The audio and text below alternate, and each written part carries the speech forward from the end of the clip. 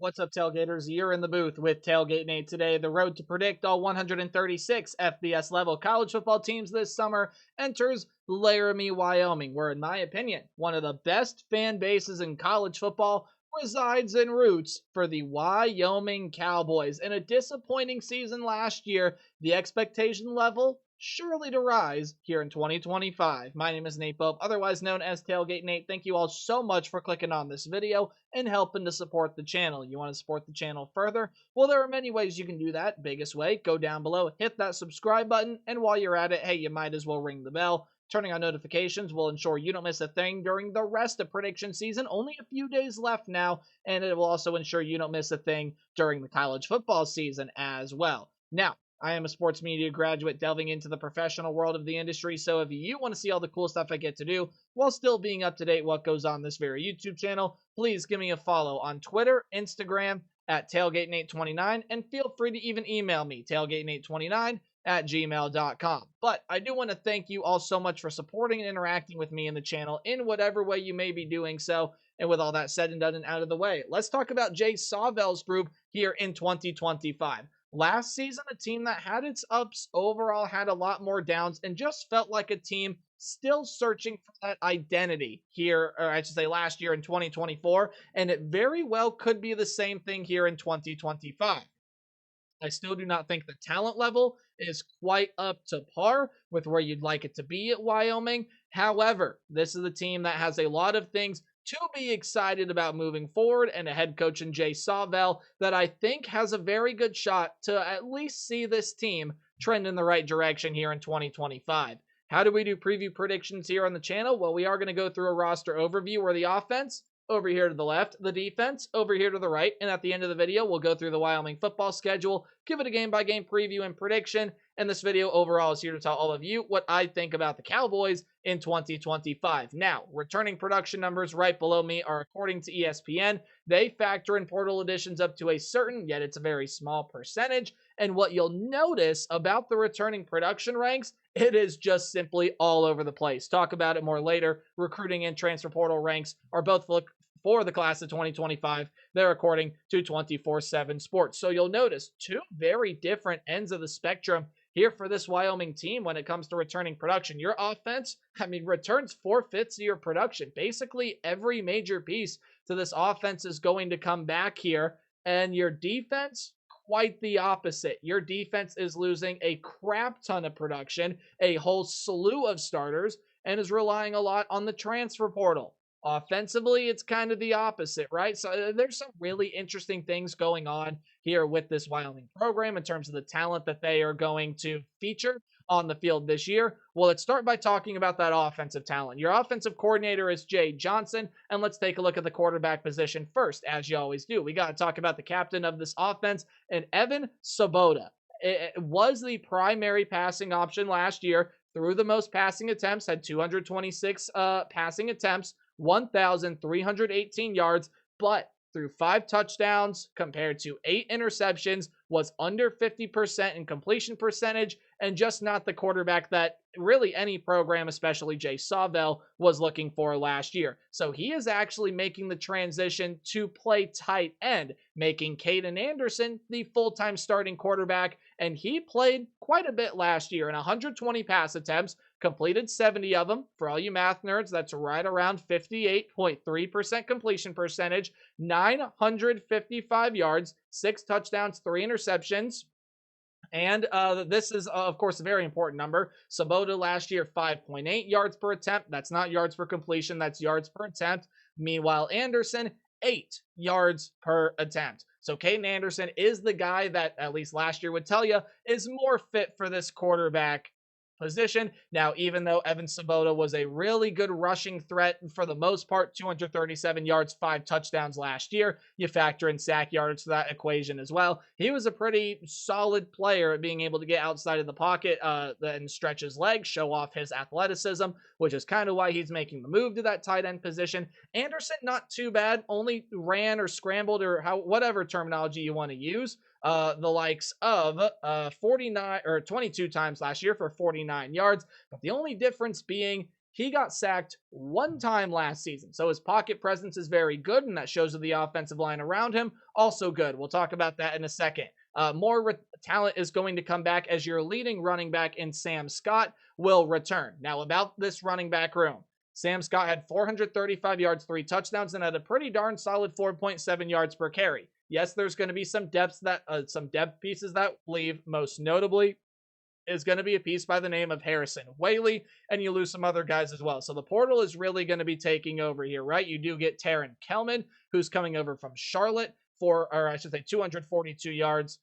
Last season, a couple years ago, 328 yards and a touchdown. He's also a former Northern Illinois Husky. And then you also do get a guy by the name of Demaja Harris, who is a Marshall transfer, also formerly of Lamar. Here's the thing with this running back room this season. It's just got to see an increase in production. Last year, the rushing game only had 3.6 yards per carry, and no true running back had over 100 carries. Actually, the guy who had the most carries last year was Evan Svoboda, the former quarterback that has made that transition to tight end. Maybe you can see them do some tricky things with him and flea flickers and jet sweeps and things of that nature. But this is very much so a unit led by Sam Scott that has got to take that next step in helping this offense progress forward. Your wide receiver room is honestly going to lose a lot of depth pieces. It's going to lose some really important guys like TK King, who is over now transferred off to New Mexico State.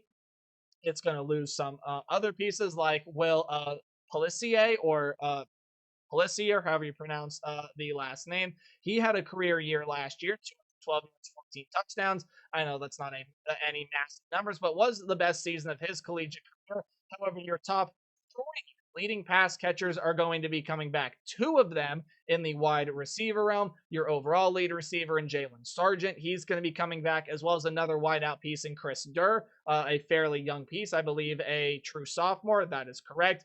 You're going to pair with some other returners and a transfer in Jackson Holman, as well as a true freshman in Dion DeBlanc. That's going to have to take that next step forward. And again, this is overall a passing room that I think with Caden Anderson at quarterback will have a lot better production this year. But you also get a really big return in your tight end unit to pair with Svoboda. Lead tight end John Michael Gillenborg is going to be returning to this team. Second leading receiver last year with 425 yards and tied for the team lead with 3 receiving touchdowns last year. He was tied with a player that is, again, no longer on this roster. So when I take a look overall at the skill position room, I do think the production is going to have to increase. It's up to the running backs to be able to really help that along. And I think giving them some more carries will also help them because, again, Sam Scott had that pretty solid yards per carry mark last year with 4.7. Of course, Harrison Whaley is gone, and you're going to hope these transfers work out to help back up Sam Scott. Caden Anderson is really going to help this pass catching unit along, but it is all going to be sort of heightened by an offensive line that it says right down there needs a better showing, but you do lose an all-conference player in Frank Crum. However, the rest of the unit is going to come back. I believe you have 4 returning starters here, which is going to make for a pretty strong offensive line that I think really came along as the season went on last year. It got better in run blocking. I just told you that it only allowed Caden Anderson, who threw a decent amount of passes last year, to only let him get sacked one time. This is very much so an offensive line that, look, the overall numbers don't look great on the overall season. Only 3.6 yards per carry. You want to help your run game better than that. 27 sacks overall. Okay, you'd like to be better than that. I think it was a little bit better than the stats would advertise, and I think you'll see that evident here in 2025 as well. There are a lot of pieces that have to click. Again, we'll see what Caden Anderson is fully like as that lead starting the quarterback role. Can the depth pieces help out Sam Scott? What does your wide receiver room look like outside of Sargent, Durr, and the likes of John Michael Gillenborg? I think Svoboda is going to be an interesting and tricky piece to deal with here in this offense as well. Let's move over to the defensive side. Aaron Bowl is your defensive coordinator, and there really were some overall pretty darn good moments for this Wyoming team last year. It was overshadowed by allowing a ton of big plays and a defensive line that really did have a lot of holes in every aspect of a defensive line. They were not a terrific pass rushing team. In fact, they weren't even a great or good or prolific, or I should say, not prolific, proficient. That's the word I'm looking for. Pass rushing team. Only 15 sacks last year. That was one of the worst marks in the entire country. That's got to improve. I think they overall got to get a little bit stronger up front, which is going to really be helped by a couple of big returning pieces. So again, this is a defense that is going to bring in a lot through the transfer portal. Only 32% returning production to this defensive unit. But you get some really big pieces back. You get a massive interior and exterior defensive line piece. Ben Florentine is going to come back to the nose tackle position, while Tice Westland is back on the right side of the defensive line as that edge rusher, and you do get some transfers slotting in elsewhere. A Florida Atlantic transfer that had 3 sacks last year with the Owls, and a name that I will butcher, Chisholm Ifeanyi. I definitely butchered that last name. But you also do get Anish Vyas coming in here as well. He's a Bucknell transfer. He'll slot into the other role in the interior of that defensive line. And I think overall you got some good pieces to be able to increase that pass rush from last year. I think it's a little bit of a bigger ask than some may realize. That's just my personal opinion. But I do think the upside and the talent is here to at least see an increase in that level of production this season. And you overall just got to get a whole lot stronger. We'll see if the 2 transfer pieces can help come in and start. And even the 2 guys that are going to be starters that are returners are playing some bigger roles than they did last year. Your linebacker room, that's pretty much going to be fully overhauled, especially by the transfer portal. Braden Johnson is over from Oklahoma Baptist, and you get Ethan Stolotz over from Lindenwood, also formerly of Butler Community College. Granted, or I should say, you also have another transfer back here, and Enoch Sibomana, who's over from North Dakota State. You even have a guy that comes back to this program in Evan Eller, only 2 tackles last year, 11 the year before that. But it brings me to the point of Eller is a graduate. The 3 transfers you brought in are seniors in some aspect, true or redshirt. So even though it's a lot of new pieces, you are bringing in a lot of experience through that transfer portal. Most of your secondary mainstays are gone, obviously enough. That's that 32% returning production it would allude to. Andrew Johnson's going to be a pretty solid returning piece to the safety room. He's going to be playing that strong safety position, 30 tackles, did have a pass defended last year. Overall, a strong season for him. But again, this room is really going to be overhauled by the transfer portal. Desmond Hearns is a Southern Illinois transfer. He's going to play nickelback. To pair with Andrew Johnson is going to be Justin Taylor, who's a Wisconsin transfer. Hey, that's a pretty big get there. And then Danesis Miller is a Mercer transfer, originally from Marshall. He's going to be slotted in to the opposite corner room, opposite of a returner and a true junior in Ian Bell. So this back end and pretty much this entire defensive unit is going to be revamped this season. So is the special teams room. New kicker this year, and a punter is going to be transferring in. The kicker does return, just was not the primary option last season. That's your special teams report, because we got to show love to the kickers. They are people too. So when I look at this Wyoming team, yeah, it's pretty confusing to talk about, right? The offense returns a lot and has got a lot of high upside pieces, albeit there is a lot of room for improvement and a lot of things that do need to get better for the offense this year.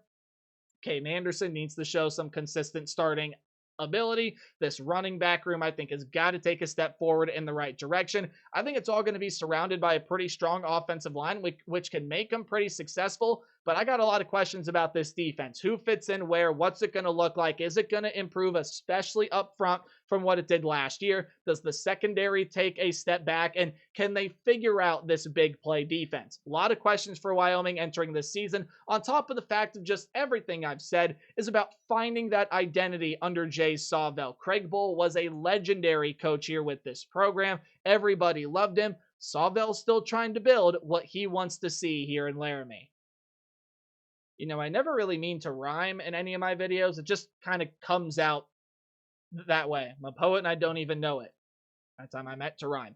Anyway, here is a look at your Wyoming 2025 football schedule. Before we dive on into this, no, you'll look below me. FanDuel odds, of course, they're from the good people at FanDuel. No, I'm not sponsored by them. And no, I am not advocating gambling. I'm not telling you to go gamble. I'm not telling you what to do with your money. I am no expert on gambling, and I don't even gamble myself. It just does provide some nice, good context to see how good the odds makers think Wyoming is going to be this season. plus 2,800 odds to win the conference is pretty darn long, and plus 8,000, well, that's again fairly long odds to get to the college football playoff. The biggest thing that you need to know with these group of 5 teams is that over under win total at 5.5. That might be setting the bar a tiny bit high, but overall, I think it's a really fair number for everything this Wyoming team has coming back and for the expectations that are here surrounding this program. The fans in Laramie are fantastic. Level with me here. I don't think you're going to like overall what I have to say, especially if you just skip to the end and see here. But overall, I think Wyoming is actually going to do pretty well in non-conference play. On the road against Akron to open the season is not an easy game. Even though the Zips are not going to be playing for a postseason this year, I'm going to assume they're going to take this season seriously and try to play to get as many wins as they can, even though they're not postseason eligible. This is an Akron team that's got a lot of good pieces. Ben Finley at quarterback can really give this defense hell. I think Akron's got a lot of good defensive pieces, although some really good ones transfer out. Antavius Fish, who's just a really good name, but he's noteworthy because he's also a really good player. Among some other losses to this team, Akron's a team I see that's going to be up and down this season, and I think Wyoming's got enough pieces to take advantage of what Akron lacks, especially this being a Thursday game here. You're going to get a really early look at these two teams to start the college football season. I like a lot of pieces they each have individually. Overall, I think both teams might struggle, but I am going to go with the team that I think overall has got a little bit more talent, and especially this Wyoming offense. I think will be able to help out in this one against Akron, although I would not count out the Zips here. That's going to be a very interesting matchup to me in week 1. I think Akron's going to be a little bit of a shaky team. They're going to go up and down this season, and I don't think they overall start off the season too hot. That's going to be a win for this logo right behind me, and I think they're going to start out great. They're going to start out 2-0, and they get this win here against Northern Iowa to help kickstart their college football season. So look at that. You go 2-0 to begin the season, and this is where I think things start to go downhill a little bit. Now, you do avoid Boise State in conference play. Gotta keep the vocal cords fresh. It's always important to stay hydrated out there.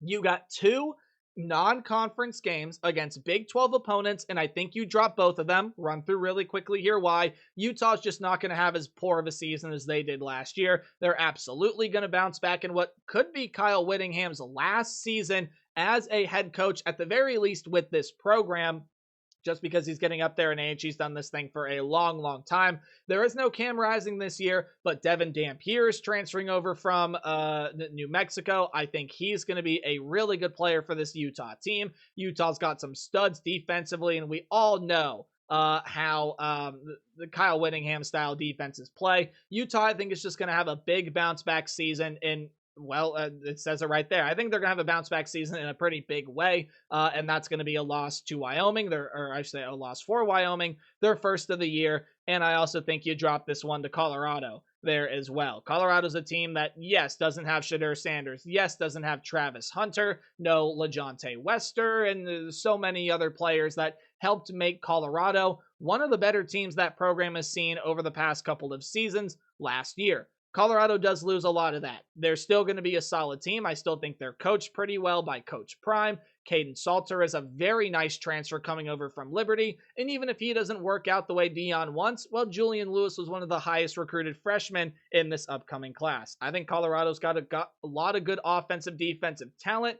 Are there still things that need to improve? Yeah, trench play, running game, it's all got to get better. But I think Colorado is built to be able to compete against Wyoming, and Colorado's going to be able to get that win. So back to what I was saying about the Mountain West schedule. You do avoid Boise State. Well, let me tell you, you don't play some teams that could very well sit at the bottom of the conference. Yes, you do have Nevada on there, but you don't play New Mexico. You don't play some of the other teams that, could be at the bottom. You actually play a lot of teams that are probably going to be pretty solid this upcoming season, and it leads to what at the end of the day I think is going to be a very disappointing result for this team. Because you look at these first 2 games right here, UNLV and San Jose State. Okay, you get them at home. Laramie is a tough place to play, but these are 2 teams right here that I just think are a lot more talented than what Wyoming has got here. UNLV is a team that, yes, they lost everything, but they get so much in through the transfer portal. Their new head coach did so well in that regard. I think this team is very well built. I haven't even mentioned their head coach yet.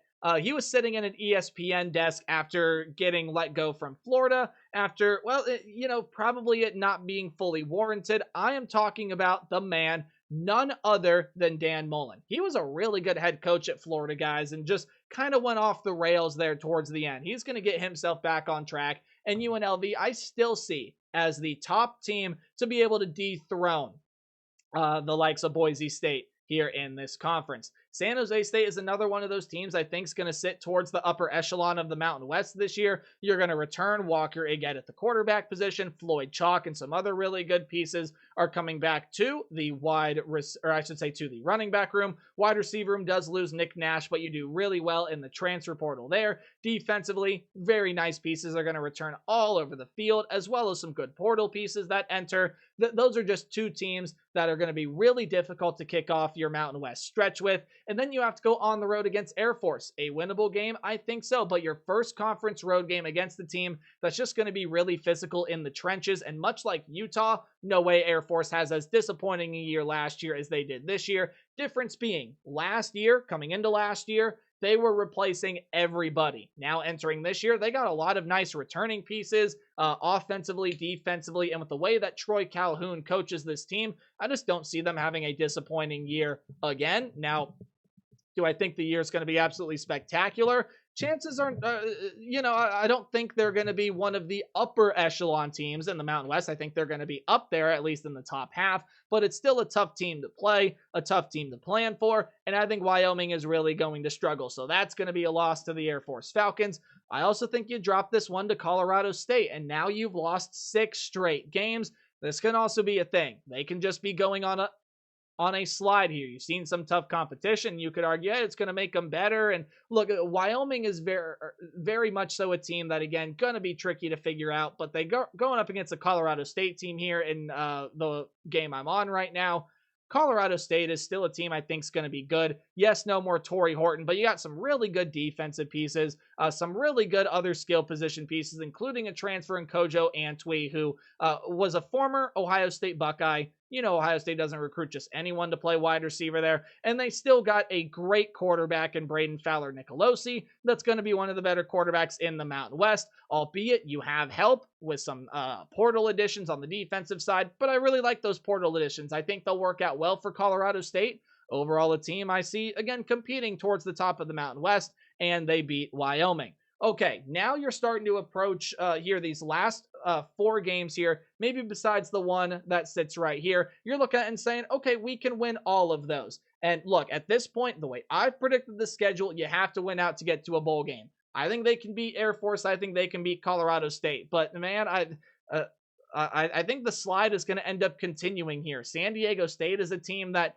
did not find it under Sean Lewis last year. And again, the faith for me is starting to waver a little bit based off of what I saw out of this Aztecs team a season ago. However, I still am pretty hopeful that San Diego State is going to get it together. Sean Lewis is going to get these troops rallied, and at very least, see some improvement this year. They got a ton of really nice pieces coming back, a ton of nice pieces coming in. The defense, I think especially, is going to take a step forward in the right direction this year, and the offensive scheme is going to get more figured out the way Sean Lewis wants it to be. So San Diego State sees the jump up, and especially this one being in another tough place to play in Snapdragon Stadium, I think Wyoming goes on the road and loses that one. You also have a road game here against Fresno State that I also think that you drop. And look, Fresno State's going to be talented this year. Matt Entz has got a really, really good roster. As of recording this video, it had recently been announced that E.J. Warner is going to be that starting quarterback there. As I'd kind of predicted, he had played over at Temple and Rice and seen some really good moments. Got to cut back on the picks,